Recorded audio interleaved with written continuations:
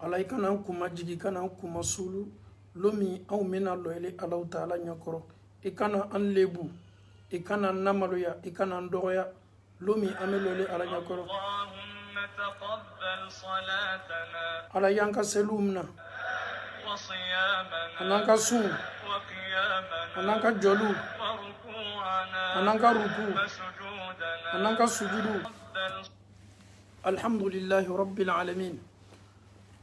الحمد لله الذي بنعمته تتم الصالحات الحمد لله والصلاة والسلام الأتمان الأكملان على رسول الله محمد صلى الله عليه وسلم رب اشرح لي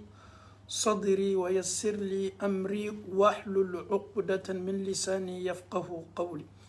اللهم لا علم لنا إلا ما علمتنا إنك أنت العليم الحكيم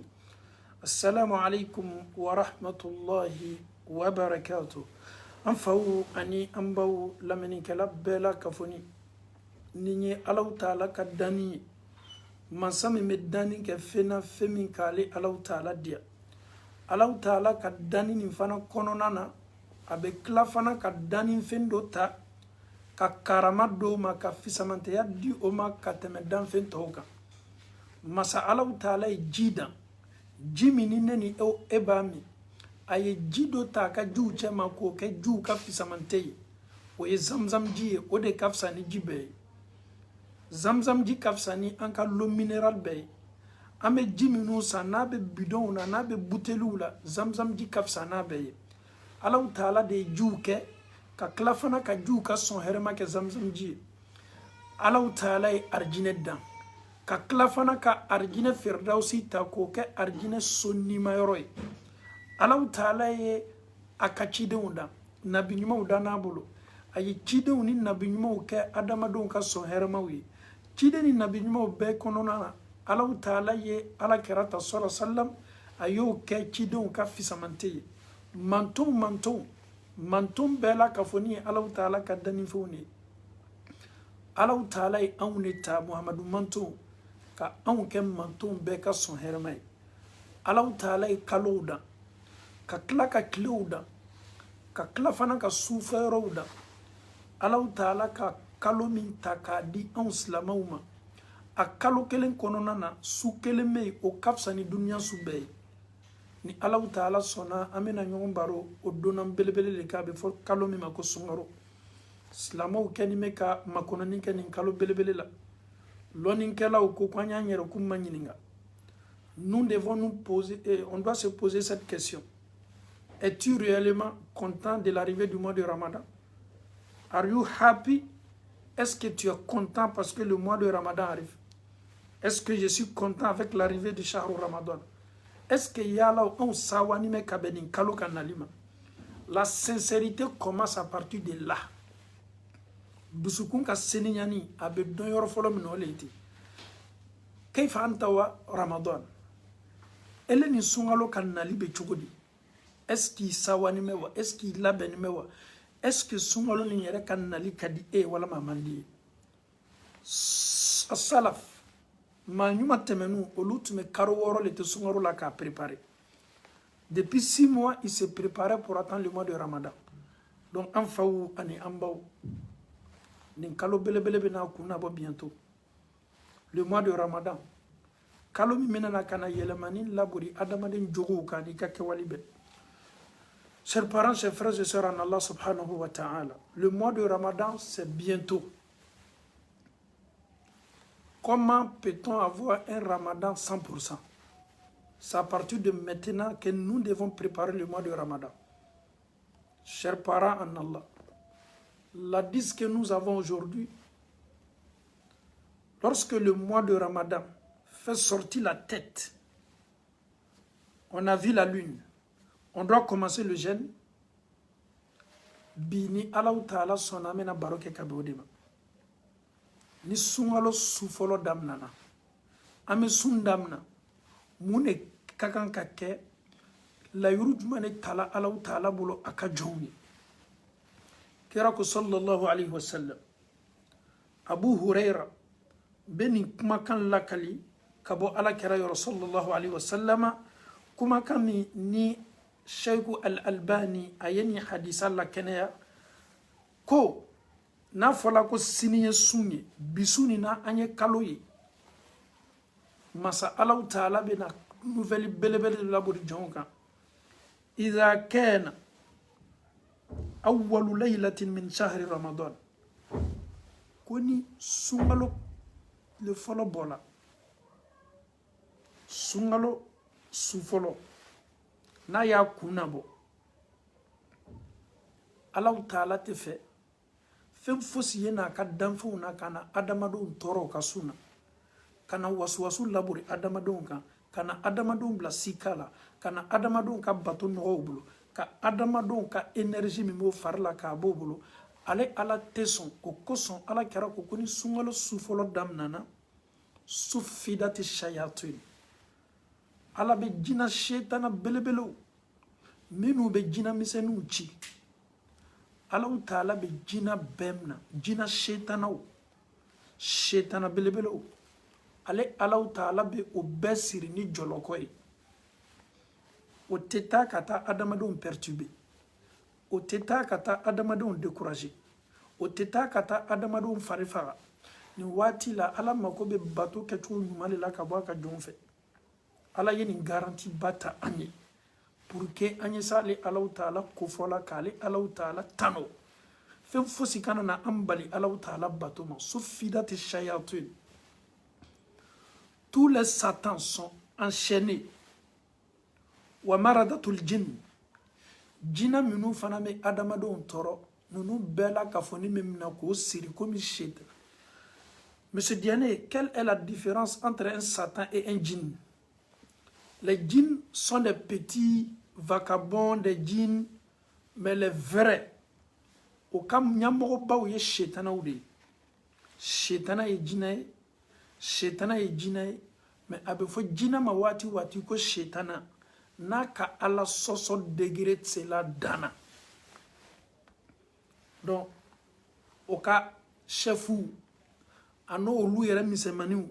Ala b'o bɛɛ la kafonimina Ala tɛ dan o ma munna Ala bɛ shetanaw emprisonner a b'o siri jɔlɔkɔ la k'a f'i ye shetana ka jugu ne ni e ma a bɛ kulon kɛ ne ni e la k'a yɛrɛ ka i la k'a fɔ nin ye kalo ye Ala tɛ fɛ y'i yɛrɛ to shetana bolo ale Allahu Taala sina ka shetana mina k'a siri jɔlɔkɔ la ka liberté di e yɛrɛ ma ye Allahu Taala bato i seko damayɛrɛ la i ka énergie bɛɛ la Allahu Taala tɛ da o ma su fɔlɔ fɛ wa ghulliqat abwabu nar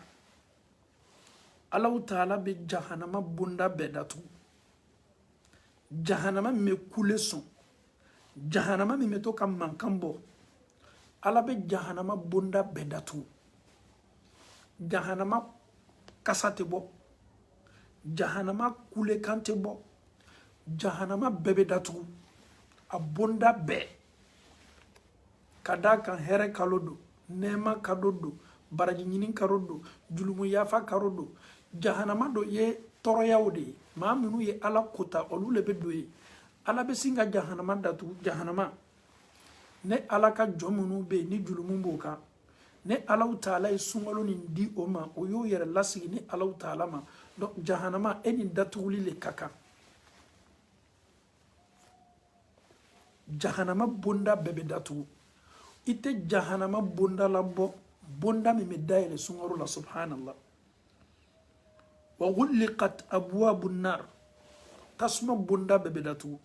falam yuftah minha bab i tɛ bonda foyi sɔrɔ jahanama bonda la min dayɛlɛ dɛ ala da tɛ yɛlɛ fitini a bɛ datugu ka a datugu k'a fermer hali tɛ fɔɲɔ doyɔrɔ ni fɔɲɔ bɔyɔrɔ ye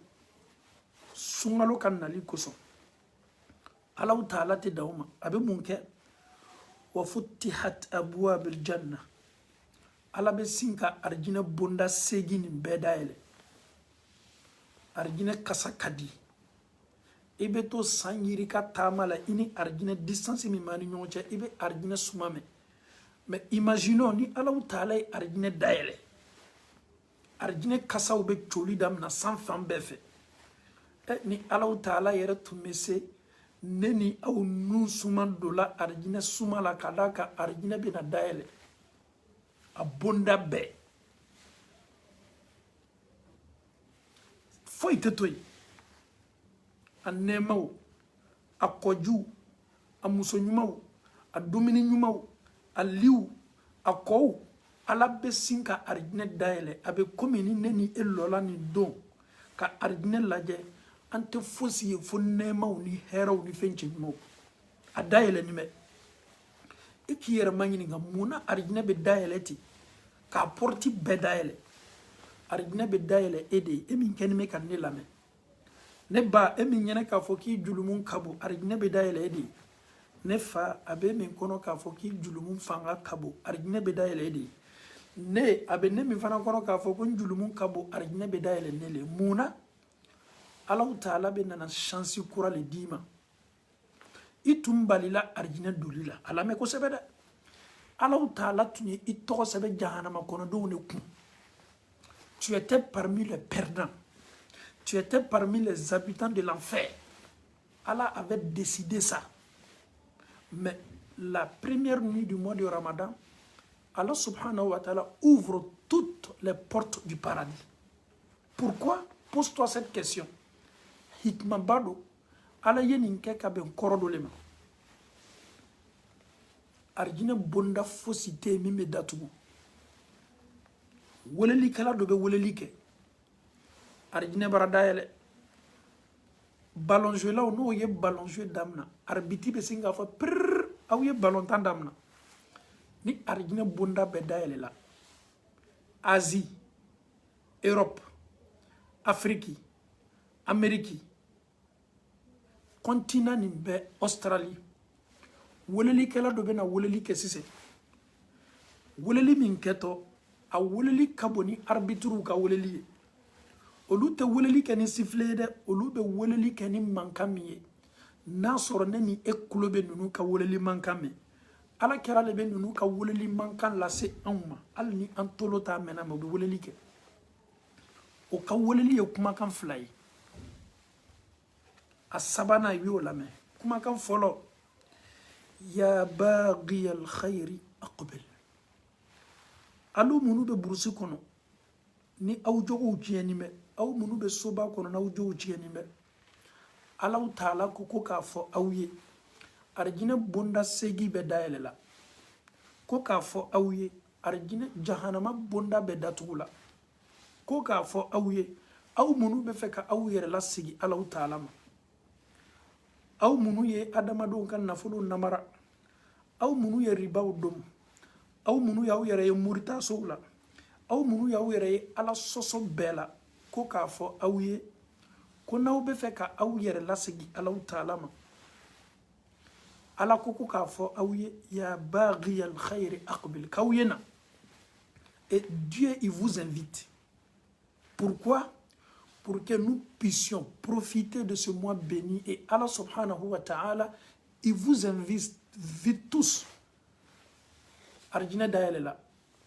vas-y e min bɛ fɛ ka baara ɲuman kɛ k'i ye teriya ka na ne ye san mugan kɛ mɛsido la o bɛɛ to ye na ne yɛrɛ tun ma sutura ta fɔlɔ chance gbɛrɛ le dili ma nin ye Allahu Ta'ala ka arjinɛ dala ka i ye k'i ye na aqbil donc chance jumɛn tɛmɛnen bɛ sunkalo ka nali kan k'a di aw ma hɛrɛ jumɛn ka bon ka tɛmɛ nin hɛrɛ kan arjinɛ bonda segi bɛ dayɛlɛ la jahanama bonda bɛ datugu la welelikɛla ka weleli kɛ aw minnu bɛ hɛrɛ kɔ aw minnu bɛ arjinɛ kɔnɔ k'aw ye na ne bɛ se bana cogo di ko n tɛ don arjinɛ kɔnɔ ya salam e bɛ s'i yɛrɛ balila cogo di k'i tɛ don ni arjinɛ kɔnɔ ko k'a f'i ye ko arjinɛ bonda bɛ dayɛlɛ la wa ya baghiya sharri aqsir kojugu ka di aw minnu ye ala sɔsɔ ka di aw minnu ye k'aw ye ala sɔsɔ dabila subhanallah c'est comme o bɛ kan ka kuma ni an ye ni karama ye adamadenw ye julumuntɔw de ye aw ye ala sɔsɔ dabila aw ye baara ɲuman kɛ arjinɛ dayɛlɛ nin bɛ sunkalo su fɔlɔ le ye ten an bɛ an bamusow fo kosɛbɛ tiɲalo mɛsi haramuyani bɛ mais ni nin waati sela mɛsiw bɛ bɔ kun na sunguru bɛ minnu bolo b'o ka sunguru to yen bɛɛ la ka fɔ ni b'i yɛrɛ kun kolo Alahu Taala ye k'i yɛrɛ lasigi Alahu Taala ma ni su fɔlɔ ja n'a ye daminɛ an b'a fɔ n ko koɲumanba ka continuer ka dume nin kan parce que hɛrɛ belebele de bonda la k'a la i ye sisan k'i ye tiɲɛni dabila kuma min fɔtɔ nin kɔfɛ kumakan sabanan a fɔlɔ e min bɛ hɛrɛ kɔ k'i ye na e min ta ye juguman ye k'i y'a dabila a sabanan walillahi utaqa'u minan nar wa dhalika kulla layla subhanallah mɔgɔ minnu tun tɔgɔ sɛbɛla Alahu Taala bolo k'o dotɔ jahanama kɔnɔ ala mɛ dɛ sunkalo susu ala bɛ olu tɔgɔ effacer ka bɔ lisi kan olu bɛ kankɔrɔya tuguni ka bɔ jahanama la doli ma ala b'o olu bila arijinɛ kɔnɔdenw ka lisi kan a su kelen-kelennan bɛɛ subhanallah la hawla wa la quwwata illa billah ceux qui se sont fait du mal Allah avait décidé qu'ils seront parmi les perdants et chaque nuit de ce mois béni là Allah subhanahu wa ta'ala il efface abolu kankoroya ayi ne ala tungo ko nunu be do jahanama kono mais ne ala taala sonna me yafa nunu ma me o tɔgɔ sɛbɛ arijinɛ kɔnɔdenw ka lisi kan ala be nunu kankoroya susu ka bɔ tasuma la doli ma o bɛ kɛ waati jumɛn ni kalo belebele la subhan sunkalo la ne ni e y'an yɛrɛ kun ma ɲininka ni hinɛ tɛ ani ala taala ka nɛɛmaba ja kalo ni yɛrɛ ma di anw ma fosi kosɔn nin dila anw ma le dɔrɔn k'a fɔ ko an y'an yɛrɛ seniya k'an yɛrɛ lasigi k'an yɛrɛ di Alahu Taala ma an ye fɛɛrɛ kɛ teriya bolo ma nin bonda kana datugu ka sɔrɔ ne ni e ma an yɛrɛ tɔgɔ sɛbɛn maaw cɛ ma maa minnu ni doli ka kan ani maa minnu ka kan ka don arijinɛ kɔnɔ chers parents en Allah subhanahu wa ta'ala bientôt c'est le mois du Ramadan lalilika minnu ka kan ka di ne ni e ma an bɛ nin kalo labɛn ni mun ye a fɔlɔ-fɔlɔ a lamɛn kosɛbɛ i ye biki ta i y'a sɛbɛ nous avons seulement un mois le Ramadan c'est un mois ala ko kuranɛ kɔnɔ ayyaman ma'dudat san bɛɛ tɛ sunkalo ye dɛ sunkalo ye tile 29 walama tile 30 a waati yɛrɛ jatenin bɛ déterminer bɛ Alahu Taala bolo a na kan a ban kan n'a y'a kunna bɔ dɔrɔn sunkalo bɛ sin ka ban mais yaalaw nin kalo kelen bɛ se latigɛla ne ni e bolo cogo di pour que anw ye kɛ jɔnw cɛ ma arijinɛ bonda segi min dayɛlɛla Alahu Taala ka arijinɛ bonda dɔ bila yen ko babu rayyan ko sundolaw bɛ don nin de bonda fɛ est-ce que toi tu veux rentrer dans cette porte là qui est babu rayyan? Sois concentré et écoute très bien. Lalilika minnu m'a damina n yɛrɛ kuma fɔlɔ sunkalo bɛ damina ni ko fɔlɔ-fɔlɔ min ye o de ye a tawuba o de ye k'i yɛrɛ lasigi k'i yɛrɛ repenti ne ye julumuntɔ le ye e ye julumuntɔ le ye ne bɛ kan ka ala kota e bɛ kan ka ala kota ala ye yafa an ma anw ye adamadenw de an ye julumuntɔ le ye ala an bɛna an yɛrɛ seniya ka bɔ nin baara bɛɛ la tubi min fana kɛtɔ k'a kɛ tubi ye ala mako bɛ min na tubi la kurakuraya tubi la seniya sunkalo tɛmɛni tun ka mɛsi dabila mais sunkalo banna kɔfɛ i k'i yɛrɛ y'a la i jija ala bɛna chance gbɛrɛ d'i ma n'i b'i fari la bi a fɔ ko ala tunya na nin sunkalo nin n ye mɛsi haramuya n tɛ segin a kan kɔ ala ne yɛrɛ tun tɛ sutara t'a la mais ala ni Alahu Taala sɔnna ye arijinɛ bonda min dayɛlɛ ne ye ne bɛna sutara ta e ala n cɛ le tun y'a to n ma sutara ta ala e ka bon ne bolo ka tɛmɛ furu cɛ kan e de ye ne dan e de bɛna ne don arijinɛ walama jahanama ala i y'a fɔ cogo min na n b'a kɛ o cogo la ala n tɛna seginna ka na ka tubi yɛrɛ lakurakuraya k'i yɛrɛ lasigi Alahu Taala ma tubi min kɛ t'i bolo i y'a ta ni décision yɛrɛ n'i m'i ka tubi ta ni décision i ka tubi bɛ kɛ tolonkɛ tubi de ye ala kɛra sɔla sallam ala ka lolonda ale tun b'a yɛrɛ lasigi ala ma monsieur Diané le prophète se repentait. Chaque jour, le prophète disait Astaghfirullah 100 fois.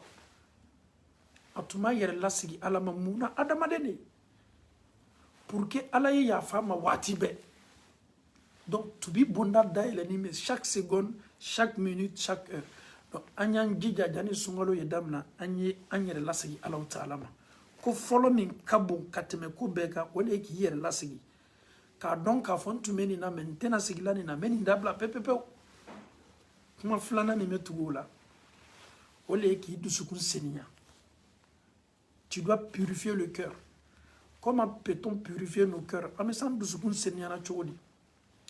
Dusukun bana menube. Odoye munye besenkoniya. Odeye munye juya. Odoye munye hasidiya. Odeye munye nyona boyanya. Ki dusukun seniya kaboni ko bela kafonima. Munan kenime kambla ninko. Munan kenime kanin juya. Muna kenime kama minu konko juya. Nunu kelengele nambe yesi ki yere kontebo. Il m'a fait quoi? Et pourquoi je suis derrière telle personne?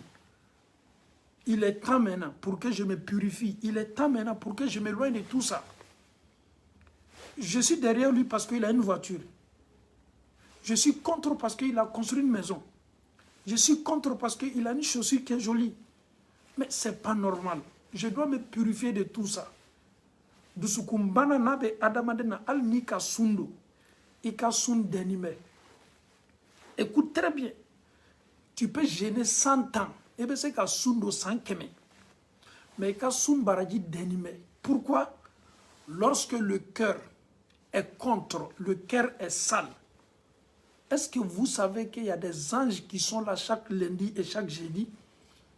Ils viennent seulement pour une mission.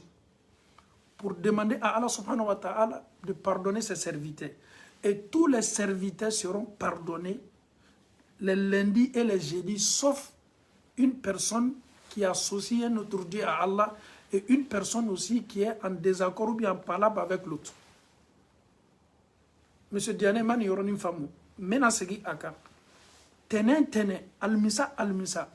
Allah ta'ala kameleka dobi Allah de bo chikana kwan oyena ka dulumu yafa lase aka jombema mogo flabe olu dulumu te yafa a follow flanka foya be mogo min donina flanka foya mesegi aka watibe ni mesekeli sababu ya ika suntemna ika bagi mimi bolo bagi ni fosi ta kono sebeden ta kono flanka foya fana ta kono moribana ni madima iyere le tala katika bagi san ka du bolo la comme kera tume bagi do a bolo la. Le prophète sallallahu alayhi wa sallam avec sa bague, il portait la bague tout juste pour décorer seulement le doigt. Ka do doron ka bolo kunande masiri sunna bunda kono ala kera e bagi do ka bewma. Mais ele kenime ka bagi min du bolo la. Ma de yibla sana. Mogo de ya di ema. O bagi be ele bolo ke ele be sundo la. Subhanallah. Ko bagi ni me garjige di ema. Bagi ni me chansi di ema. Bagi ni mato ni accident me feka esoro ko bagi ni me sere e bolo la. Ele be sundo la ka bagi sugo tu bolo la. Ele ka sunte yele ali ikun niveau ate yele. Parce que fendo bila min kenime ki ka sumbalim nalima. Argina bonda segi min daele lani. Bagi mi me ebolo a kenime ki ka bato bela ka foni bloqué. Flanka fo ka bo Allah ta'ala. Allah te flanka fo fe. O koson Allah ta'ala ko Muhammadu ma Qur'ana kono. Muhammadu ni ye flanka fo ne Allah ta'ala ma. Muhammadu ni ye ne Allah ta'ala ka fo masagbera bato ne ka fara ne ka. Muhammadu ni yere kalfa fembere la meni ne Allah te kelenye. Muhammadu ni ye fendo do I farima ki jigi seme o kameni ne Allah ta'ala te kelenye. La in asharakta en condition ala ko Muhammadu na surunya lila na suma mena ife la yahbatonna ne Allah ta'ala fisamantiya min ninya di mai kafsani dunya na kono fembe I nyonte I jogo be sanfe mais ni flanka foya yele ka bara la menim be chien ma bem na ila subhanallah adamaden do be bi olu ko be sundo obo kalifen berla neni mbache slama yi kali ibam so le baraka flanga foye men kali mfala neni mfa kaburuche men kali mbala la hawla wala quwwata illa billah et la pauvre e ba yere lanima ka kaburu kono nyiningali diala la ma diala Allahu a'lam e ba danima ka kaburu nyina mayala aka nyiningali benawa mabewa Allah ta'ala de bado e be se chogodi islam dento ki kalifen berla mini Allah ta'ala tekelenye ki kali ka shaykula i ka shayku beta kabnela komi beta kabnela chogomi ki kali ka shaykula anyima dimi chogomina e nyima dimi uchola e yere be kla kata kaburu sola kata li horma nyini ke ka shayku fe li horma nyini na menu beta li horma nyini o ka shayku fe kaburu so visiti la abeye flanga fo nunu ka sunte nafanya oma ka selite nafanya oma ka hijite nafanya oma nunu nana dugukolo ko kan chogomi o be sey kote kiyama fana jahannama bo makonona Allah ta'ala ko ka be yafa julumun bema ni flanga fo ya bi ka donina alete yafa sunnin dila amale kwanya nyere di Allah ta'ala ma est-ce qu'il be flanga fo ya conséquences non neni sampereche ni yi kali sampere la ye flanka fo alama alaka danfe ne sampere neni mbe mache kaburuche ye flanka fo Allah ta'ala ma ala de ebe mache da al ni kala ala kerala min kafsa ni dunia na kono fembe neni muhammadu che ni kuma be fan fe ki kali ala kerala ala kera ye danfende ye Muhammad sallallahu alaihi wasallam danfendo kalite se kala la nyasima okoson ala kera koko au kana neke komi yaudiyaw ye isa ke chugumi katambla niveau ni degré dola yaudiyaw nan chrétien koko Allah ta'ala dene isa munyo blani fola dansago damateme ni e fana ye ala kera ka konyata ki dansago ki damateme ibabla bondala amangante ka bla bonda mina mogoti kali kirala mogoti kali ifala mogoti kali ibala mogoti kali ka karamola mogoti kali ka sheikula mogo beta kaburuso la kata duwo de ki ka bambarato yi mais eteta duwo nyini ka bambarato fe ni bela kafoni e flanga foya ala ma do ka sun keto ma kiyamalo kongo fude ma do ka sun baraji keto ma kiyamado an ya nyere sege bara la amilatun nasiba yere sege baraw donc pour que adamaden ka sun yemna Allah ta'ala fe yeddo sungalo la ni limania ni ala nyasaranya yi idusukun seniya idusukun vide juguya bo idusukuna hasidiya bo idusukuna adamaden kela chogo danfon tekili ala idanin ke ay dodi doma modi doma ay dodi doma modi doma e idusukun seniya ka sungalo ni ndamla ni seniyali ikana to suna ka soro hasidiya keneme ki idusukun datu hasidi ka bo Allah ta'ala kera koko hasidiya e fenye femi me komi lamu abena ka adamaden ka bara nyimi komi lamu me adamaden pharmacie bo ama chogomina ki I pharmacie bebima comme est-ce que musulman ebe sundola edusukun fani me besenkoniala edusukun fani me juguyala edo fana ye fe Allah ta'ala yi ka sunna e kera ko hadisa la ko Allah ta'ala be yafa fo na soro kele ni fonko nyoya be mamunu nyonche e do be se ka manyininga ko don ni mo kele la wala ma fona nyon ko non kuma la nyine nyamunye fa be ta ke au be tige nyona au te kuma ni nyonye au yaw kodo nyona au ka bato baraju te yele ala ba fo meleka uma tanke hatta yastaliha fo kuma yodo ni nyonche wati mina chone Allah ta'ala be singa ya fauma. Chers parents en Allah, il faut jamais accepter. Anya hakili la jigi la mesigi ninka. Une personne qui te tourne le dos. Mamin qui y a te fait qu'il faut. Bere bati la mofo. Ma fongo adama denye yae kani nyonche. Mo te fait qu'il faut. Wallahi ni kaye.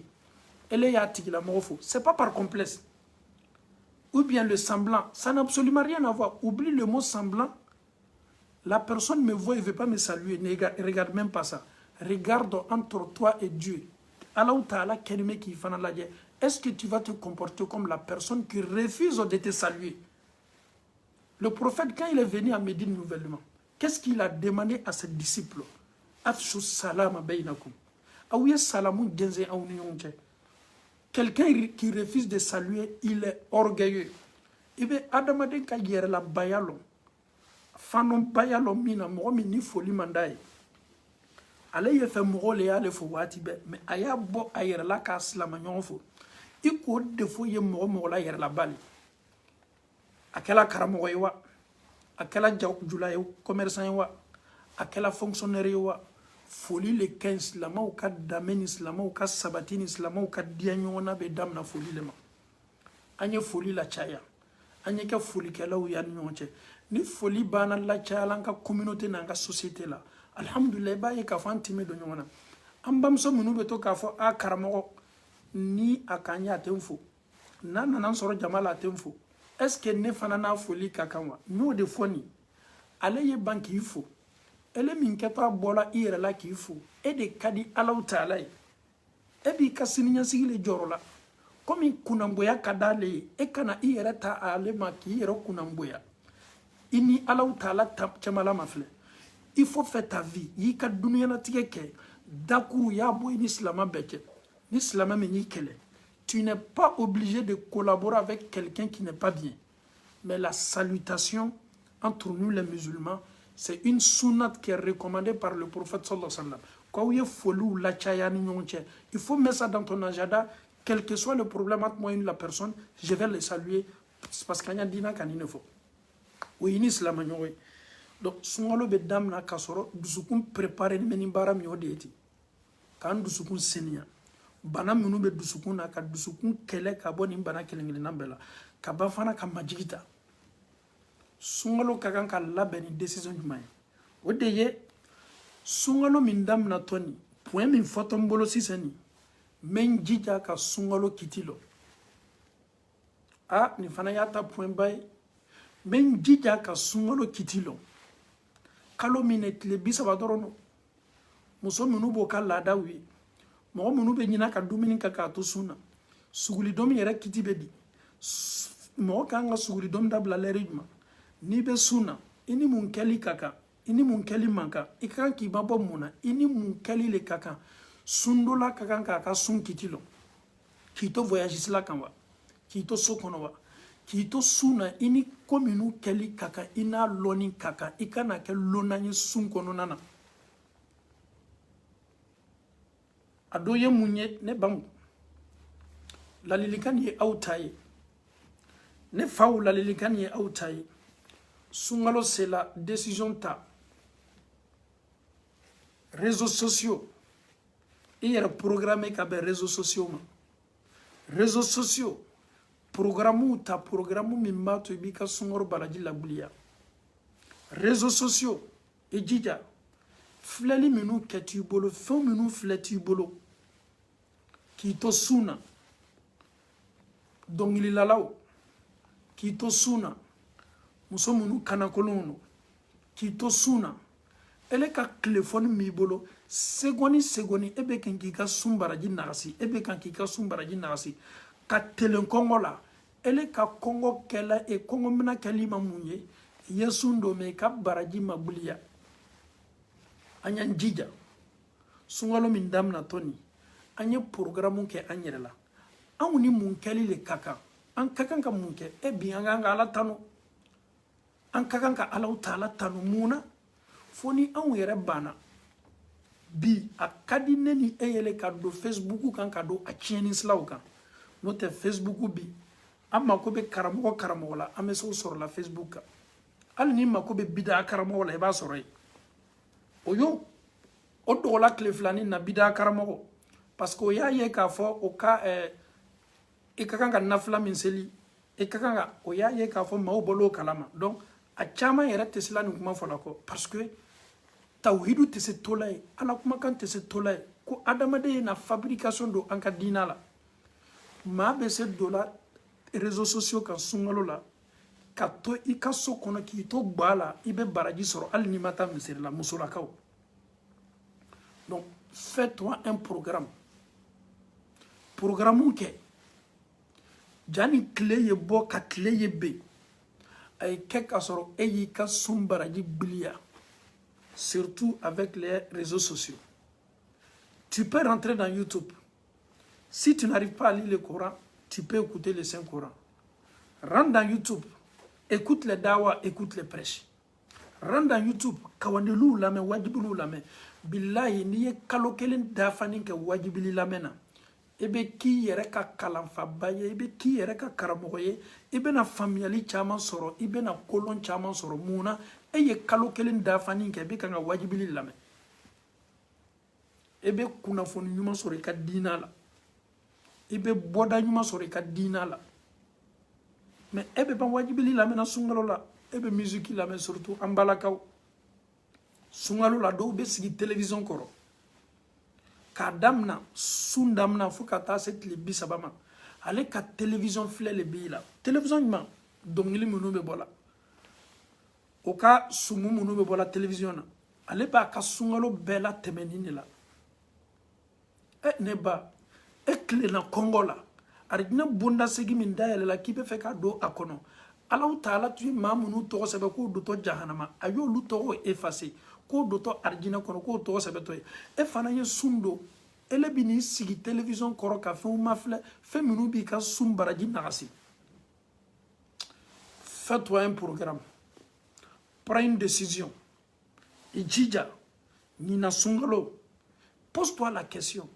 sungalo temeni minu temenane ni eka abaraji be abaraji te ala le bado. Abaraji be abaraji te ala le bado. Donc dis-toi que ce Ramadan qui va venir là, nebena baraji dafani neta. L'autorité toye ebi jijale ka décision ta. Tu fais ça pour soi-même. Ebe ninka yere le de ete ninka la damfen foye. I yere kelimpe kan nafa le benna. Sungalo memenana. Wajibili minu keto. Nebe me focaliser wajibili la meneka. Me focaliser ala kuma kan la meneka. Nebe nantake oye.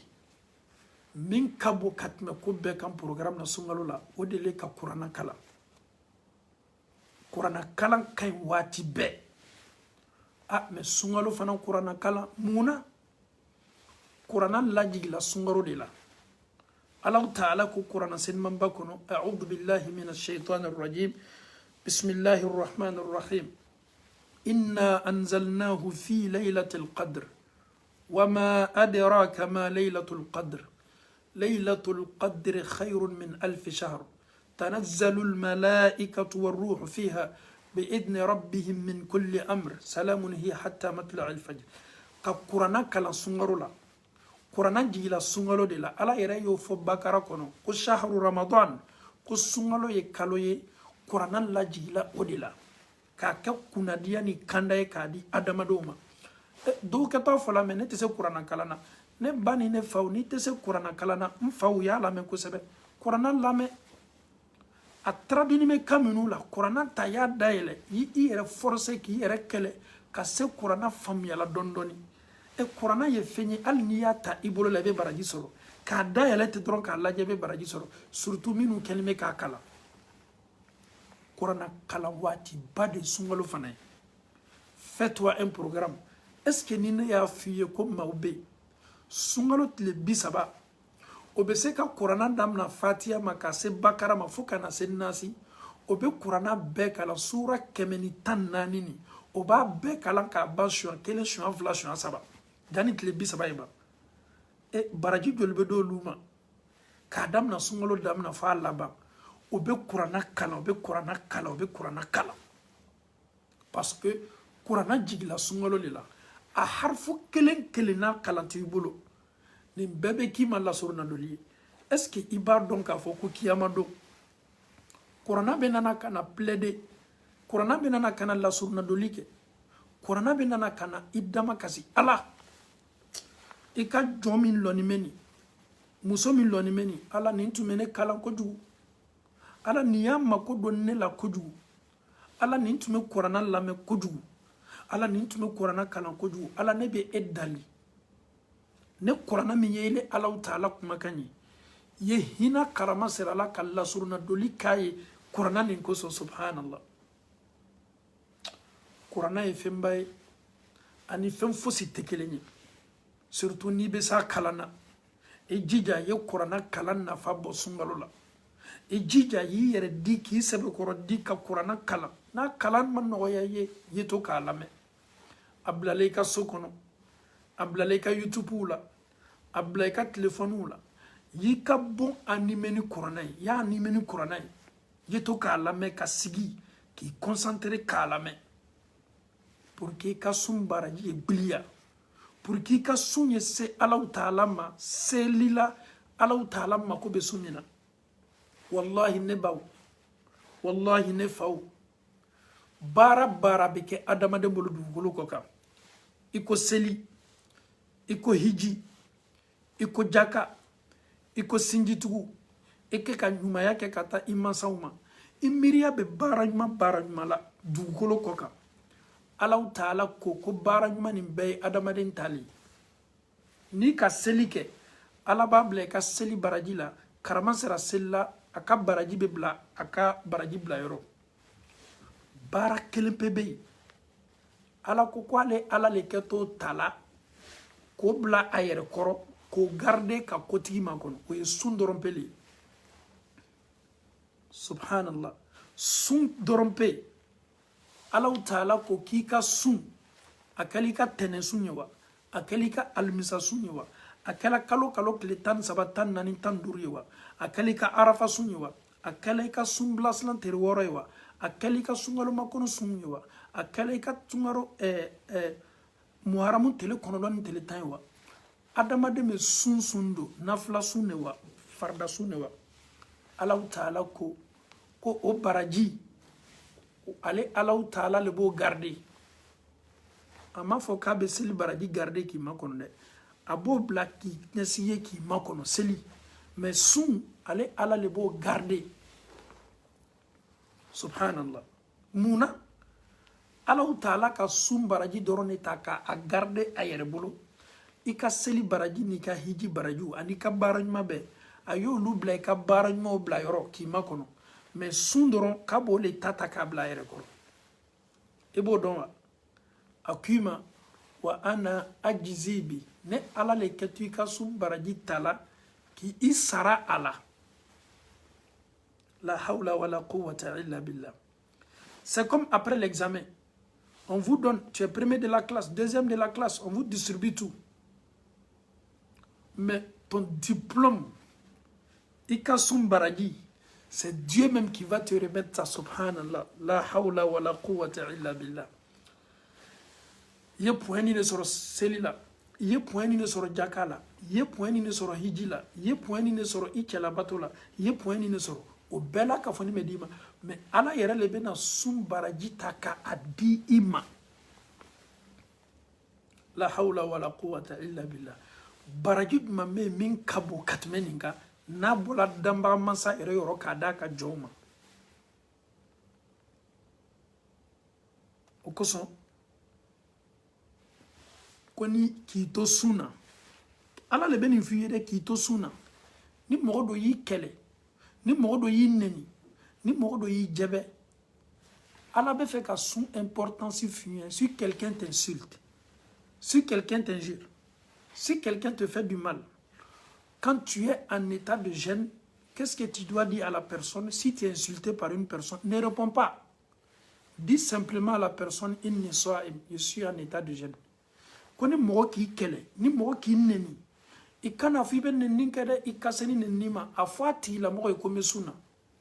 y'o kuma dɔrɔn pe ta k'a jaabi jɔn y'o fɔ an ye hadisi kurusi na Alahu Taala donc quand je suis en état de gêne quelqu'un qui m'insulte je dois dire à la personne que je suis en gêne la hawla wala quwwata il faut pas dire plus i kana fɔ i fara a kan parce que féminin Alahu Taala ko k'a baraji bɛ nana ale de b'a garder la Ala tɛ fɛ y'i ka baraji tiɲɛ a tɛ fɛ y'i ka baraji lanɔgɔ hali n'i kɛlɛla i nɛnina Ala ko k'i y'a fɔ dɔrɔn ko n bɛ sun na ah subhanallah Ala ko k'a bɛna misaliya kelen pe d'i ma a lamɛn han ko la khalufu fammi sa'im k'i to sun na kasa min bɛ bɔ i da la kɔnɔbara ye journée kɛ tile kɛ a ma dumuni kɛ k'a damina fajiri fɛ fo ka taa se tilebe na domini ma jigin kɔnɔ kasa min bɛ bɔ kan na ka bɔ kɔnɔ kasa min bɛ bɔ da la tuma dɔ a kasa bɛ mɔgɔw gêner parce que i m'i da ko i tɛ se la dumuni kɛla tuma dɔ kasa nin bɛ i gêner walama a bɛ mɔgɔw gêner ala bɛ na i dusu suma kasa min b'i tɔɔrɔ la o ye kasa min n'a kɛni bɛ ka mɔgɔw tɔɔrɔ o ye suntɔ dasuma Allahu Taala ko kasa min b'o ye o ka di Allahu Taala ye ka tɛmɛ misku kasa kan ka tɛmɛ parfum kasa kan ka tɛmɛ latikɔlɔn suma kan subhanallah parce que ala b'a dɔn ko min y'a to kasa bɛ kan ka bɔ i da i ka dumuni baliya ni ka dako baliya ni jɔ y'o kɛ ale Allahu Taala de kosɔn donc k'a f'i ye k'a yɛrɛ ka i la o kasa min bɛ kan ka bɔ i da k'o ka di ale Allahu Taala ye fɛn fɛn n'a di ala Allahu Taala ye tɔɔrɔya kun hali suntɔ dasuma k'o ye baraji ye la hawla wala quwwata illa billah o ka di Allahu Taala ye an faw ni an baw hɛrɛ kalo le daminatɔ ni hɛrɛ kalo le ka kan k'a kunna bɔ ni ele ni mun kɛli ka kan ja nin kalo nin ye damina a lamɛn baden minnu tɛ kumana n'i ye n'i y'o ye y'o fɔ silama ka kan k'a yɛrɛ lasigi waati bɛɛ sunkalo fana ye waati ɲuman ye k'i yɛrɛ lasigi suntɔ ka kan ka mun kɛ o de ye kuranna lamɛn ni kuranna kalan kɔfɛ suntɔ ka kan ka saraka caman bɔ saraka bɔ kalo lo ɲumanya kɛ kalo lo ka i silamaɲɔgɔn suntigɛ o kalo lo maa minnu ni sunkalo musaka t'u bolo k'o dɛmɛ ko n'i ye suntɔ suntigɛ ale ye lɛri ni segɔni minnu kɛ sun na ni baraji 100 le ka kan ka d'a ma a ka baraji 100 bɛ d'a ma mais ni ele y'a suntigɛ ele bɛ baraji 100 ɲɔgɔn sɔrɔ k'a fara i ta kan dɔw fana ka baraji 100 bɛ d'a ma an ye yɔrɔw lajɛ an ka kan ka madɛmɛ ni ɲɛsin yɔrɔ minnu ma feretani minnu bɛ n'u ni dɛmɛ ka kan an ye nin bɛɛ lajɛ sunkalo nin ye kɛ sunkalo ye a bila i kunna tuma dɔ nin kɛtɔ ne ka sunkalo laban de ye an bɛ to yan ka duwawu kɛ jana an ye continuer n'an ka walagada ye an baden silama minnu ye salon sunkalo kɛ n'an ye n'olu ma bɛn ɲinata ma ala ma ne ni aw si sela ɲinata ma ka tila fana ka san wɛrɛ ta bila kɛnɛ na jani nin sunkalo ye se maa minnu bɔtɔ an cɛ ma maa minnu ka kalifaw minatɔw la ala kelen de b'a dɔn a bɛ se kɛla ne ye komi a bɛ se kɛla aw lamɛnnikɛla dɔ la kelen ye ka d'a kan ni mɛlɛmɛlɛka bɛ baara la sanga ni waati bɛɛ tuma dɔ dɔw pɛrɛni bɛ k'a makɔnɔ ja olu yɛrɛ tɛna sunkalo nin lasɔrɔ la dɔw pɛrɛni bɛ k'a fɔ ɲinan sun n bɛna fɛɛrɛ bɛɛ kɛ ka n yɛrɛ di Alahu Taala ma ja Alahu Taala y'a décider ka ban k'olu satɔ le subhanallah ya Alaw anw ni mun kɛli ka kan ka Alahu Taala dali ka Alahu Taala bato Alahu Taala ye ne ni e bila ɲinan sundolaw cɛ ma pour que an ye se ka Alahu Taala kofɔli la caya baraji dɔ bɛ sunkalo la ni ala ye sunkalo kelen pe d'i ma baraji dɔ b'a la maa caman t'a nafa lɔn kɛra ka waati la sɔlɔ sallam maa fila teriɲɔgɔnma fila donna silamɛya la a bɛɛ donna silamɛya la lon kelen teriɲɔgɔnmaw don o ka silamɛya seniyana o y'o yɛrɛ di diina nin ma o y'o seko kɛ o taala kɛlɛ kɛnɛ kan kelen bɛ yen ale sala jihadi kɛyɔrɔ a sala k'a to baara ɲuman de la a sala k'a to silamɛya dɛmɛ de la a sala k'a to Alahu Taala ka diina nin sankɔrɔtali la seedu feere don yafakɛla ma bɛ don arijinɛ kɔnɔ a n'a teri min donna silamɛya la lon kelen o ma sa jihadi kɛnɛ kan waatinin kɔfɛ o ye waati damadamanin kɛ kɔfɛ o fana sala teriɲɔgɔnma fila min donna silamɛya la don kelen kelen sala jihadi kɛnɛ kan kelen sala mort naturelle ale ma sa jihadi kɛnɛ kan sahaba dɔ le sukola ninnu fila la ala kɛra ka sahaba dɔ sukola ninnu fila la a ye mun y'a ka suko la min sala mort naturelle n'a ma sa jihadi kɛnɛ kan o be kan ka don arijinɛ kɔnɔ mɔgɔ ɲɛ mɔgɔ min sala jihadi kɛnɛ kan ninnu fila bɛɛ bɛ don la arijinɛ kɔnɔ mais mɔgɔ fɔlɔ min don la arijinɛ kɔnɔ o ye mɔgɔ ye min sala normal mort naturel a ma sa jihadi kɛnɛ kan ale kabakoyala ale ɲɛna k'a fɔ ko jihadikɛlaw le niyɔrɔ ka bon olu le bɛ don arijinɛ kɔnɔ joona mais munna tɔ kelen nin donla jihadikɛla ɲɛ arijinɛ kɔnɔ teriɲɔgɔnma fila nin a nana ka na alakira ma ɲininka sɔlɔ salam alakira ko nin ye ne kabakoya dɛ maa min sala jihadi kɛnɛ kan o donla arijinɛ kɔnɔ tɔ kelen ɲɛ kɔfɛ le tɔ kelen de donla fɔlɔ ka sɔrɔ o ma sa jihadi kɛnɛ kan kɛra ye ma ɲininkali kɛ o qu'est ce que min sala jihadi kɛnɛ kan a teri min tɔ kelen min sala o ye est ce que o ye waati jan kɛ nin kɔfɛ wa a sɔrɔla k'a ye k'a fɔ a tericɛ min sala jihadi kɛnɛ kan o ka saya kɔfɛ ale ka sunkalo kelen sɔrɔ l'autre a eu un autre ramadan a ye sunkalo min sɔrɔ nin cɔ o baraji le kɛla sababu ye ka avantage ba di a ma a donla arijinɛ kɔnɔ mɔgɔ ɲɛ mɔgɔ min sala jihadi kɛnɛ kan subhanallah sunkalo sɔrɔni ne ni e bolo n'an m'a nafa dɔn kalo kelen nin bɛ nana nin ni ne ni e si sela a ma a bɛ yɛlɛma ni changement min don ne ni e ka ɲɛnamaya la ne ni e ka julumu yafa la ne ni ne ka ɲɛsin ɲuman la ne ni e ka arijinɛ la wallahi an bɛ nata k'a fɔ ko san bɛɛ kɛ sunkalo ye ko belebele don julumu yafa kalo don kankɔrɔyali ka bɔ jahanama doli ma kalo don yafa i n'i ka julumu yafa kalo don an y'an jilaja nin kalo a yi damina hɛrɛ la an bolo ka a datugu hɛrɛ la an bolo ka Alahu Taala bato a kɔnɔ mɔgɔ min kɛta fɔli ma nin kalo la k'i ka wajibili lamɛn ka ca trop i ye duwawu k'a tigilamɔgɔ ye mɔgɔ min kɛta fɔli ma nin kalo la cɛ ka wajibili ka ca kojugu i ye duwawu k'a tigilamɔgɔ ye adamadenw an bɛ duniya nin kɔnɔ yan waatini fitini de bɛ an bolo minnu lani bɛ kaburu kɔnɔ n'i k'olu ɲininka bi ni ala ye chance di olu ma k'o lasegi bilahi o b'o ka seconde kelen kelennan bɛɛ kɛ ala ko fɔ ni wajibili lamɛn de mais temps tɛmɛna a chance t'olu bolo kɔ a chance bɛ ne ni e de bolo an danna Alahu Taala bolo fɔlɔ min kama o de ye bato ye bato fana tɛ se kɛla ɲasi ma fo k'a ɲɛdɔn de bato tɛ se kɛla cogo si fo ka lamɛnni de kɛ bato tɛ se kɛla cogo si fo k'a lakalili an tulo y'a mɛn an ka kan ka bato kɛ cogo min mais ni anw y'an ta duniya ma k'an yɛrɛ di duniya ma k'a fɔ ala la cɛ wajibili ka ca dɛ wallahi ala kɛra ye san 23 kɛ sɔlɔ sallam n'a ni sahabaw sigila gɛrɛ na lolo wajibili do lalilikan do a y'a ka gɛrɛna sigi bɛɛ kɛ o de ye wajibili do lalilikan do a y'a ka ɲɛnamaya bɛɛ kɛ o de ye an kana Alahu Taala ko mina k'a kɛ ko denni ye min bɛ an ma kɔnɔna ko n'an m'a dɔn ko an kasikan bɛ caya ka tɛmɛ an yɛlɛko kan kan la jeunesse nous sommes jeunes nous avons la force nous pouvons tout faire mais dis-toi aujourd'hui étant jeune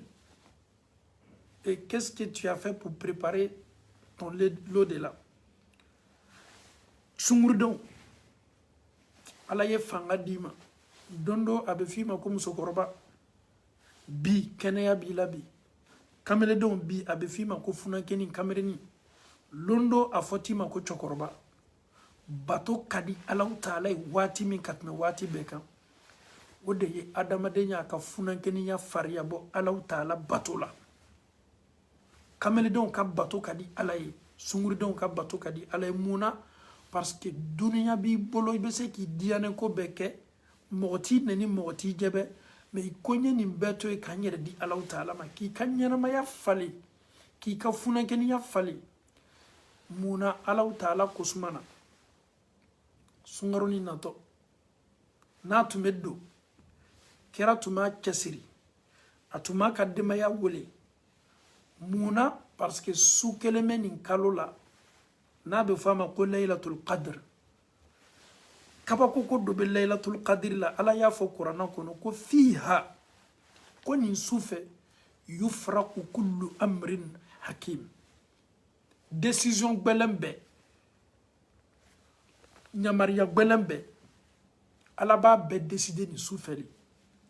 Tu seras pauvre. Tu vas mourir avant l'année prochaine. Tu vas avoir accident. Ceci va t'arriver. Ni ne que tu là. Et que tu là.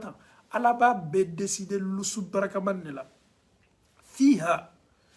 Laylatul Qadr sous. Dieu subhanallah. Est-ce que c'est permis de dire ça en islam? Non. Mais ça faut la la. Ni logne adamadon kalisi dambara masa Allah taala abe décision la kora ya ni lisi kan ndoni karama sera to Isaka accident do keto sorola Isaka aketo gardia sorola Isaka aketo musofurula Isaka ne Allah taala e deni ne bla harjigela ne bebe décider ni ne soufe eni Allah taala che ki leto Allah taala wolela sebe ko kamana bambika ala do be kanga ka décision la kura ya aye el lajani hina lajali nindo muso ni nin chebara sege ne ala taala be hinala ka décision yelema o sebe ne ala taala ne te karaba ne ala de be ko ke komi gadinye ala taala be sinka changement du kakola praf sando ba kuna bodoro ibaye ka fo yelema nindo le ka ko bela e yere ma do bi yere ma ninga ne ye sanjan ken tume kodo makonona ala sina doron ka noya ayeni décision beta ni sule fiha yufraku kullu amrin hakim islamo kalo belebele le dilamani neni e ka chance min soro laylatul qadr konina e ka chidem belebele sallallahu alaihi wasallam aka laylatul qadr konondo doron soro. Monsieur Diané, allons-y doucement. Ko ala kera ka laylatul qadr su jolle soro laylatul qadr su konondo drompe awndo be sundo la do san bisabale te sundo la tumado oluka laylatul qadr bisabale soro do san binani ne te sundo la tumado oluka laylatul qadr binani ne soro subhanallah. Allah est here min keneni e ni neni ebado. Le prophète a fait seulement 9 Ramadan. Aka sungalo konondo leke. Kira ka santane ke Madina alamea aka santane ke Madina. Anana Madina san folomina aka misiri jo ka Madina ka ka balemaya sabati. Al-Aws wal Khazraj ka foka ben kani yahudiya nyonche. Misiri lola balmaya sabati la. Foka ben kani yahudiya uche. O kela Madina sigi san folo. Madina sigi san flana sungalo makono. Allah taala ka sungalo di ama. Sungalo di lama. Kalo min tuguno la sundola. Badru kele olela. San fla. San saba. San nani. San loru. San woro. San woromla. San shegi. San konondo. Allah kera ka santane ke Madina. Mais aka san konondo le ke sundo la okoro yedi laylatul qadr konondo sahaba udo binu ye sisoro ala kera kofe olu chama ye laylatul qadr mais yala est-ce que neni an ye laylatul qadr min soro 2019 alhamdulillah non on commence 2020 alhamdulillah ala ma barajito la nola 2019 2018, 2017, 2016, 2015, 2014, 2013, 2012, 2011, 2010. Depuis Ame Farafina, Ame Kangasundo, subhanallah. Allah, Nimbaraji belebele, Ange Julumun Tauye, Anyan Seko Ke, Ni Fanan Kofe, Julumun Tume, Anka Alami Dali, Ikafone Seriala. Anka laylatul qadr su abaraji minu sorla ambolo alami daliyato anola asu kelempe akafsa katme san bisegini ko batoka ni ele ye laylatul qadr tansoro wala ma laylatul qadr muga san 80 sigiyɔrɔma 10 80 ele si yɛrɛ ye joli tuma dɔ e yɛrɛ tɛna tɛmɛna san 60 kan tuma dɔ e yɛrɛ tɛna sela san 80 la mais ele sela ka san 1000 yiri ka bato kɛ i ka san 40 kɔnɔ walama i ka san 30 kɔnɔ i sena ka san 1000 yiri ka bato kɛ hɛrɛ tuma min ka bon ni nin ja si la janya tɛ baara min kɛtɔ jɔn bolo ka se sijan bato sɔrɔla ja o de ka bon n'a bɛɛ ye subhanallah ala ye faveur belebele de k'an ye san 80 mɔgɔ min b'o o si sɔrɔ bi anw ka waati nin na an b'a fɔ olu le ma ko cɛkɔrɔbaw ele bɛ sin ka san 80 baraji sɔrɔ baraji min ka fisa ni san 80 ni karo damadamani ye san 80 san 80 san 80 san 80 sigiyɔrɔma 2 déjà o tɛmɛna 100 kan ni ma fili 160 han wallahi n'i y'a sɔrɔ ka ɲa i b'i yɛrɛ ye san 1000 na a bɛ komi i ye san 1000 walama san 2000 kɛ alabato la n ko n'u ye san 1000 san 100 kɔnɔ ni san 70 le k'a bɛ mɔgɔ wele ka na ala ko ma hali n'a yɛrɛ si tɛmɛna san 1000 ni kɔ kan ele bɛ to Laylatul Qadri yɛrɛ caman kosɔn ele bɛ sen ka i yɛrɛ ye Nuhanu ka époque la a bɛ komi i y'olu ka si ɲɔgɔnna le sɔrɔ k'i to alabato la Alahu Taala ko i ma a su ni aw b'a dɔn aw t'i tolon a karo la ne Alahu Taala ka kuranna jigila o su le fɛ a su ka fisa ka tɛmɛ karo 1000 kan mɛlɛka bɛ san na a bɛɛ bɛ jigi Jibrila bɛ jigi ka fara mɛlɛkaw kan a su ye kisi de ye nɛɛma don julumuyafa don fo ka taa se fajiri kɛnɛ b'a kunna bɔ waati min o dila anw de ma donc fara i yɛrɛ stress la ni sunkalo bɛ nana fara i yɛrɛ la silanna ni sunkalo bɛ nana i yɛrɛ cɛ janya ka bɔ ni miiriya la o contraire ye sawa ta ka da kan san karo 11 min kɛla ne ni e bolo julumuw ka ca ne fana ye waati de ye k'a di ne ni e ma masa Alahu Taala ka hinɛ ka bɔ a ka fonisereya danlɔnbali le jɔnw ye julumuntɔw de ye ale ala yɛrɛ k'i ma ko e min ye Alahu Taala sɔsɔ su fɛ sɔgɔma ala bɛ a ka mansaya bolo la foni k'i ye segin ka na ale ala bɛ yafa i ma e min y'i yɛrɛ kun tɔɲɔ sɔgɔma Alahu Taala b'a ka mansaya bolo la foni su fɛ segin ka na ale Alahu Taala bɛ yafa i ma i julumu kana na wara ma k'i ka na i jigi tigɛ ale Alahu Taala ye julumu yafa mansa de surtout kalo min bɛ nana nin n'a bɛ fɔ a ma ko sunkalo nin kalo ka kan ka kɛ défi kalo de ye nin kalo ka kan ka kɛ challenge kalo de ye bɛɛ la kafoni y'a ka mizani lawuliya ni baara ye baara min bɛ kɛ ni dusukun ye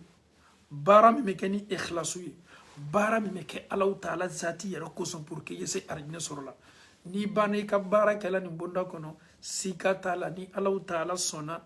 ne ni e bɛ se ka Alahu Taala ka so min n'a bɛ fɔ a ma ko babu rayan a sɛbɛnni ma porti kan ko babu rayan arijinɛ bonda dɔ le b'o ye ala ko k'a ye nin so kɛrɛkɛrɛ nin porti kɛrɛkɛrɛ sundolaw de ye ala ma ne ni aw tɔgɔ sɛbɛla sundolaw cɛma an faw ni an baw sunkalo kɛtɔ a kunna bɔ la kɛnɛya masale Alahu Taala ye maa dɔw tɛna sela sundo la hali n'o o tulo bɛ an na bana min b'olu la a t'o permete ɲasi ma ka sundo mais wallahi bana tɛ ne ni e la anw bɛ se ka sundo an b'a lase banabagatɔw ma bana min b'i la a dɔn k'a fɔ ko lajarabili don bana min b'i la Alahu Taala le kitila nin na dɔgɔtɔrɔw ko ko e tɛ se sundo la nin bana fanga ka bon nin bana tɛ se furakɛla ɲasi ma tuma dɔ tile kɔnɔ i bɛ 2 ta siɲɛ 3 siɲɛ 4 i k'i n'i jigi tigɛ i kɛtɔ mude min bɔla k'i ka sun remplacer n'a ye i fana bɛ sun baraji sɔrɔ i jija tile 1 i ka kan ka ladumunini min kɛ i jija i fana ka sun baraji bɛ d'i ma hali n'i tɛ se sun dɔ la kuranna kalan kɔni i bɛ se o la dɛ hali n'i tɛ se sun dɔ la kuranna lamɛn kɔni i bɛ se o la dɛ hali n'i tɛ se sun dɔ la sarakabɔ kɔni i bɛ se o la dɛ sun dɔ la bɛ na baara kɛ banabagatɔ minnu tɛ se ka sun dɔ tuma dɔ cancer belebelew b'o la diabète bara chronique insuffisance rénale b'a la ale yɛrɛ bɛ dialyse le kɛ k'a joli bɔ k'a joli ko nimbe latigele ka bo Allah taala yoro la jara bibil min lan mi kani bana nin fana ye julumu ya fay ni sabar la koro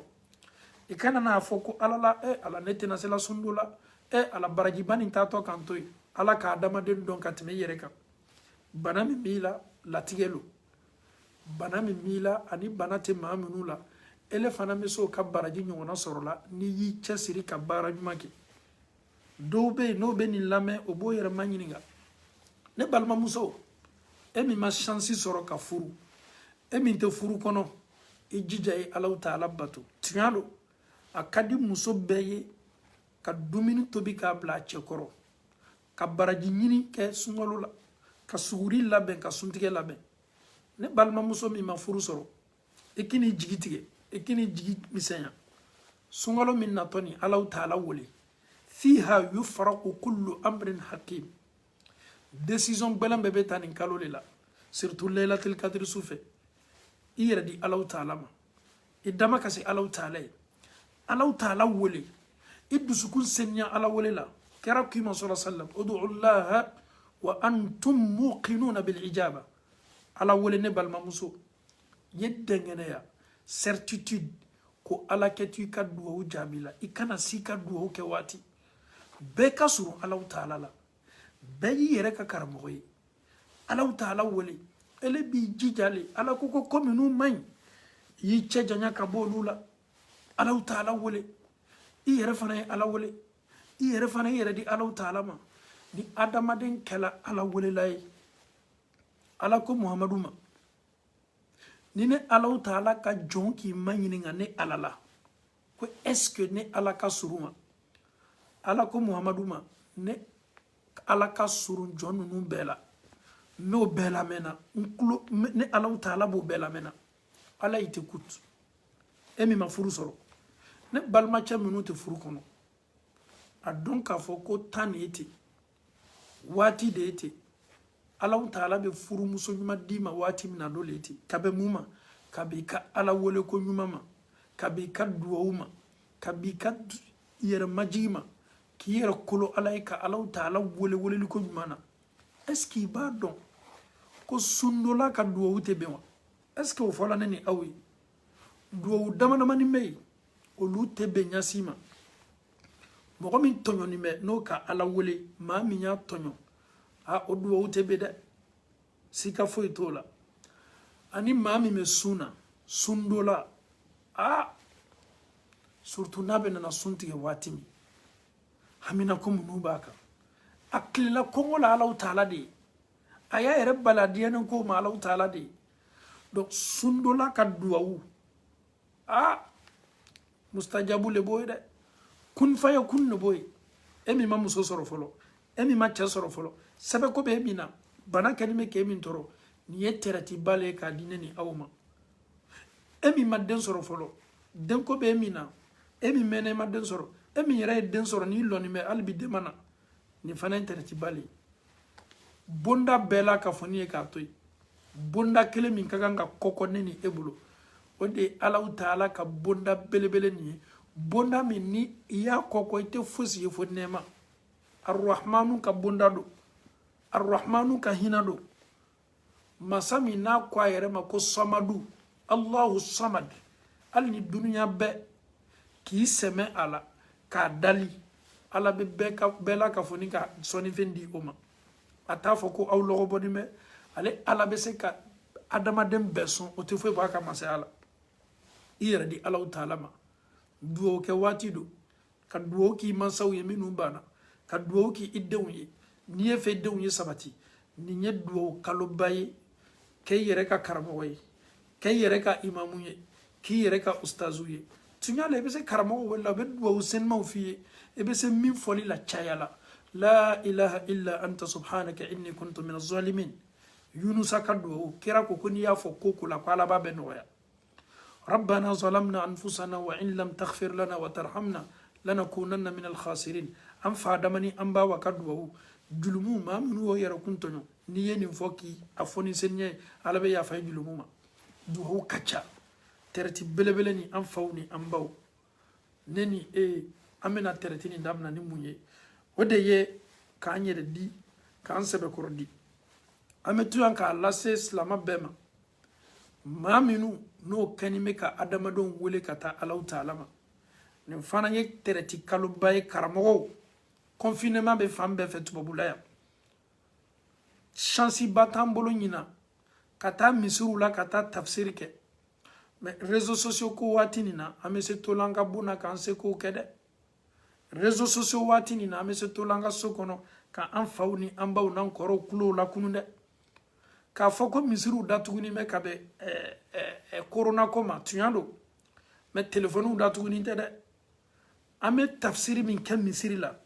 an bɛ s'a kɛla ka an to an ka so kɔnɔ an bɛ maaw wajibi min kɛ misiri la ni misiriw ma dayɛlɛ fɔlɔ ka bɛn bana nin ma an bɛ s'a kɛla donc an y'an yɛrɛ di an ye baraji caman ta nin kalo la an ye an faw ni an baw madɛmɛ u ka diina la an bɛɛ la k'a fɔ ni ye kunfin fitinin min n'a kalifala an bɛɛ la an y'an jija k'a lase pour que tulo caman ye kunu pour que faamuyali caman ye kɛ an bɛ Alahu Taala dali k'a faamuyali ko nɔgɔya an bɛɛ ye Ala m'o kɛla an bɛ Alahu Taala dali sunkalo k'a se ka ne ni aw to kɛnɛya belebele la Ala m'o kɛla an ka banabagatɔ minnu lamɛn bɛ hôpitaliw la ka Alahu Taala diɲɛ ka kɛnɛya d'o ma k'o ɲuman segin ka na u ka sow kɔnɔ Ala m'o kɛla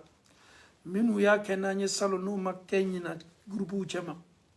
an bɛ Alahu Taala dali o danimɔgɔw ka kaburu ɲɛnamaya la ka ɲina sunkalo baraji di a nɛɛma di o bɛɛ ma Ala m'o kɛla o ye sunkalo minnu sɔrɔ o ka ɲɛnamaya la ka o ka baraji dume o kan sanga ni waati bɛ Alahu Taala bolo Ala m'o kɛla an bɛ Alahu Taala dali julumu ye anw kan su ni tile adamadenw ma se ni julumu ma an bɛ julumu yɛrɛ de la Ala yɛrɛ ko ni adamadenw tun ma kɛ julumukɛla ye dugukolo kɔ kan ale Ala tun bɛ adamadenw bɔ dugukolo kɔ kan ka danfɛn wɛrɛw la na minnu bɛ julumuko kɛ ka ban k'i yɛrɛ lasigi Ala ma Ala bɛ yafa o ma subhanallah an ye julumutɔw de ye Alahu Taala ka tubi bonda ka bɔ Ala k'i ma a b'a dɔn k'a fɔ k'i ma seni nul n'est parfait mais Allah te donne le mois de Ramadan pour te perfectionner pour te purifier pour faire de toi, alhamdulillah, un homme nouveau devant Dieu. Que Allah subhanahu wa ta'ala nous pardonne tous. Et moi, sincèrement, je vous remercie tous. Le temps que vous prenez pour écouter la parole de Dieu. Pas pour m'écouter, mais pour écouter la parole de Dieu. Le temps que vous prenez pour écouter la parole du prophète. Sallallahu alayhi wa sallam. Mais aw faut que ça va. Aw ka wati la. Wati mi metala aw bolo. Ne ba dondo be bara soma. Mais vous êtes là. Kadaka kuma mi meka ngafo. Alahu Taala kuma kando. Kera kuma kando sallallahu alayhi wa sallam. Aw ba ka wati minuta. Internet minuta. Ki kloma jo. Mogote aw kelela, mogote aw forcé la, mogote aw tala fangala ko kana lameninke. Ni lameni meke aw bolole. Aw na aw dusukun. Ani aw ka limaniya. Kaw nato kana aw kloma jo. Mais la yuru kelen koni tala neni aw ye. Amena ɲɔgɔn bila ni ladilikanw de ye wallahi thumma wallahi thumma wallahi wajibili ni lamɛnni min bɛ kɛla ne ni e bolo tulo min Ala y'a di ne ni e ma tuma dɔ an b'a ye k'a fɔ waatiw ka jan n barama lamɛnni kɛ toro a kana lɔgɔ b'i la est-ce que i b'a dɔn k'a fɔ ko an ka wajibili kelen kelenna bɛ kɛla ne ni e bolo e bɛ lamɛnni na ne bɛ kuma na ne ni e bɛɛ ye baraji kelen nin na est-ce que i b'a dɔn kuma nin kɔfɛ ni ka n yɛrɛ déconnecté ni ka bila ko terminé a bɛ bila e ka téléphone na ko bi wajibili la lɔ la an b'an kan mɛlɛkaw bɛ taa sanfɛ i sigini bɛ yɔrɔ min na i ka salon na mɛlɛkaw sigini bɛ n'i ye wallahi ne sigini bɛ n ka salon na yɔrɔ min na mɛlɛkaw sigini bɛ ni ne ye Imam Jane kuma est-ce que daluya b'o la wa daluya bale b'o la daluya min b'o la a ka ca an bɛna fila dɔrɔn pe ta kira sallallahu alaihi wasallam londo a bɔla k'a ka sahabaw sigi ni ye o bɛ Ala kosuma kɛla hakililajuguw bɛ kɛla Ala ko la a ko ma ko mun ye aw bila sigili la yan a bɛ komi e b'i ka salon na i bɛ wajibili lamɛnna dɔ ye dɔ tɛ dɔrɔn i bɛ mun de lamɛnna a k'a lɔn i bɛ wajibili de lamɛnna kira ko mun de ye aw bila sigili la yan k'a sɔrɔ Ala kɛra k'a lɔn ko ninnu sigini bɛ yan ka Ala kosuma de kɛ ka Ala kofɔ de kɛ o ko ala kɛra an sigidimɛ ka hakili lajigi ala la ka ala kofɔ kɛ kɛra ko Allah ko fosi mɛ aw lasigi fo ni aw ni alaw taala cɛ fosi ma aw lasigi yan fo ala ko ni wa wallahi aw ye kuma ni lamɛn kɛra b'a dɔn ko sigidimɛ yan ni ne kosɔn mais a bɛ fɛ ka koba dɔ le fɔ ye k'a dɔn k'a fɔ n'o sigidimɛ yan n'o dusukun de ye o ma forcer ka na o yɛrɛ le nana k'a b'o yɛrɛ la k'a fɔ anw bɛna sigi ka hakililajigi kɛ ala ko la kira ko sallallahu alaihi wasallam ko yubahi bikumullah ko alaw taala bɛ waso ni aw ye mɛlɛkaw kan ele b'i ka gbabugu la i bɛ kan ka wajibili lamɛn ele sigini b'i ka salon na e b'i ka chambre la i lanimi kɔ kan mɛlɛkaw alaw taala b'a fɔ mɛlɛkaw ye mɛlɛkaw i ma ni muso ye a sigini b'a ka salon na a kɛni bɛ ka wajibili lamɛn muso ni bɛ gba kɛ la a tulo bɛ wajibili kan na ala bɛ waso ni anw ye mɛlɛkaw kan ka bɛn nin baara ma daluya gɔrɛ yɛrɛ bɛ o ka bon n'a bɛɛ ye mɛlɛka dɔw bɛ alaw taala bolo faransikaw ni mɛlɛkaw bɛ tɛmɛ k'i to wajibili lamɛn na belgikaw espagnɔliw américains australiens africains asiatiques mɛlɛkaw bɛ sin dɔrɔn ka na ko n ye mɔgɔ dɔ kan mɛn sisan Espagne est-ce que wajibilikɛla dɔ tɛ wa a bɛ don so kɔnɔ k'a ye k'a fɔ mɔgɔ minnu kɛlen bɛ ka wajibili lamɛn tuma dɔ muso le kɛlen bɛ ka wajibili lamɛn walama cɛ don mɛlɛkaw bɛ na ka na sigi ele ɲɛ t'o la dɛ kira ko hadisa la ko mɛlɛkaw bɛ na o ka caya kojugu kosɔn o bɛ sin k'o kamaw don ɲɔgɔn na pour que mɛlɛkaw ye place sɔrɔ subhanallah ne ka salon lajɛ a bɛ n kɔnɔ k'a fɔ ko n kelen de bɛ salon na yan wallahi n dani bɛ ala kɛra la ala ko cɛ bi ma wa ma yantiqu anil hawa a ma kuma kun fɛ in huwa illa wahyun yuha kuma bɛ bɔ a da a bɛ bɔ alaw taala yɔrɔ le mɛlɛkaw sigini bɛ ne ka salon kɔnɔ yan mɛlɛkaw ye nin wajibili daminɛ ni ne ye e min bɛ ne lamɛnna mɛlɛkaw sigini b'i ka salon kɔnɔ Portugal e min bɛ lamɛnna kabini Gabon mɛlɛkaw sigini b'i ye e min bɛ lamɛnni na ka bɔ Mali la mɛlɛkaw sigini b'i ye e min bɛ lamɛnni na depuis Côte d'Ivoire Laginɛ Sénégal Gambie mɛlɛkaw sigini b'i ye e min bɛ lamɛnni na Europe fan bɛɛ fɛ Asie wa Australie wa Amérique wa o bɛ sigi ka mun kɛ o fana bɛ sigi k'i kuloma dɔ le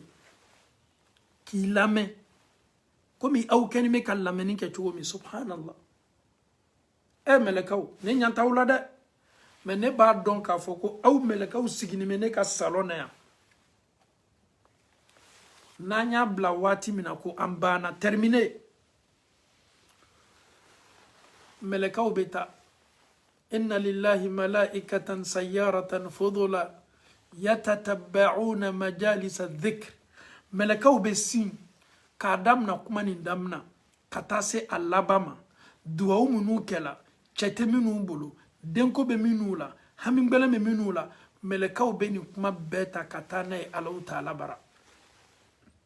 k'a sɔrɔ an bɛ kumana waati nin na nin aw minnu sigilen b'aw ka bon kɔnɔ ala ɲami aw la a ɲami ne yɛrɛ la mɛlɛka minnu sigilen tun bɛ n'an ye ala ɲam'o la ko ko tɛmɛna bi baro la ala k'a bɛɛ mɛn a ɲama bɛɛ la mɛlɛkaw bɛ taa alaw taala fɛ mɛlɛkaw b'a fɔ ko ala anw tola taamana Belgique a so min n'a bɛ fɔ a ma ko Anvers ala i ka jɔn dɔ bɛ yen a siginin tun bɛ a ka telefɔni b'a ɲɛfɛ a n'a baden dɔw bɛ Amérique a baden dɔw bɛ Espagne a baden dɔw bɛ jamana